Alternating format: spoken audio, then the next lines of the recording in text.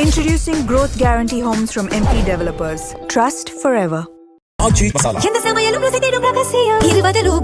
ஜார்க்கண்ட் அரசு பணியாளர் தேர்வாணையம் நடத்திய சிவில் சர்வீஸ் தேர்வுகளில் வினாத்தாள் முறைகேடு நடந்ததாக கூறி அங்கு 3 வாரங்களுக்கு மேலாக மாணவர்கள் போராட்டம் நடத்தினர்.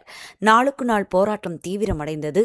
இதனால் முதல்வர் ஹேமந்த் சோரன் தலைமையிலான அரசு தேர்வாணையம் நடத்திய சிவில் சர்வீஸ் முதல்நிலை தேர்வை ரத்து செய்தது.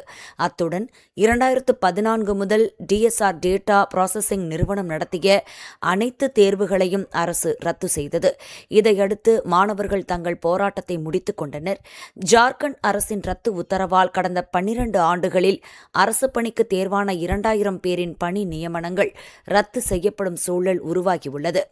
அரசு பணியில் உள்ள அவர்கள் அரசுக்கு எதிரான போராட்டத்தை தொடங்கியுள்ளனர்.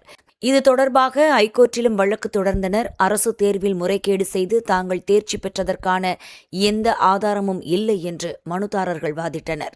இதை ஏற்ற ஹைகோர்ட் ஜார்க்கண்ட் அரசு பிறப்பித்த தேர்வு ரத்து உத்தரவுக்கு தடை விதித்துள்ளது.